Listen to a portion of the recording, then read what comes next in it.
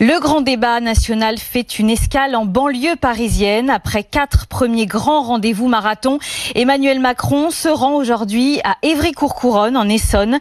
Échange prévu avec des élus, des représentants d'associations d'Île-de-France.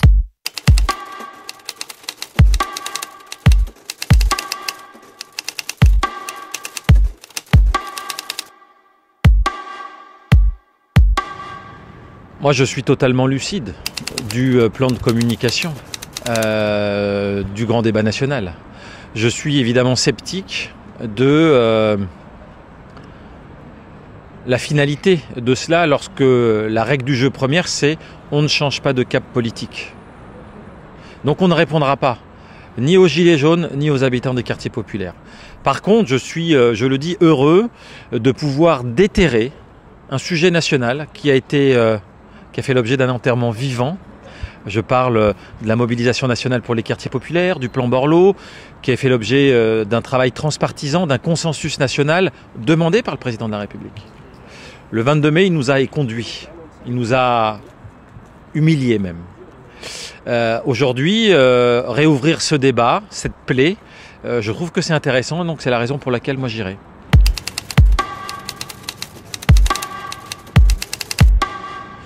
Le gilet jaune, nous on l'a pris le 17 octobre 2017 avec l'appel de Grigny. À Grigny, il y a des cahiers de doléances. Nous posons le même sujet, les gens qui écrivent dans nos maisons de quartier, qui mettent ou qui vont sur notre plateforme de contribution citoyenne, parlent d'injustice fiscale, on en a marre des banques. Rendez-nous notre fric, c'est le débat qui s'est passé la semaine dernière sur la fiscalité. Même les entreprises, un petit entrepreneur dit « Mais moi je ne comprends pas, j'ai été auto-entrepreneur, je suis une TPE aujourd'hui, je paye plus d'impôts que les GAFA. Pourquoi la TVA n'est pas réduite pour les biens de première nécessité beaucoup plus qu'elle l'est aujourd'hui pour nous redonner du pouvoir d'achat ?» Donc les quartiers populaires, ils ne sont pas sur les ronds-points.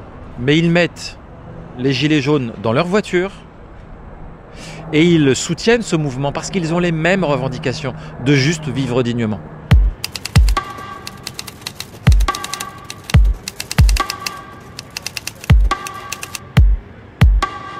L'irruption citoyenne des gilets jaunes, c'est de dire « Attention, nous ne voulons pas être déclassés. Nous sentons que nous sommes lâchés et que nous ne voulons pas vivre dans la pauvreté, même si elle existe déjà. » Les quartiers populaires, la pauvreté est enquistée, la misère est enquistée. Et je fais ce parallèle parce que, en matière de violence policière, c'est la même chose. On n'oublie pas, on pardonne pas. On n'oublie pas, on pardonne pas. On n'oublie pas, on pardonne pas. Justice pour Adama.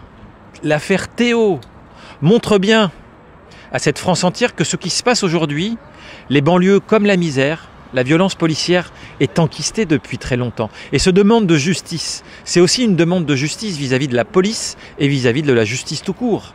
Faire partie de la République, c'est être traité de la même manière, y compris en matière de traitement policier.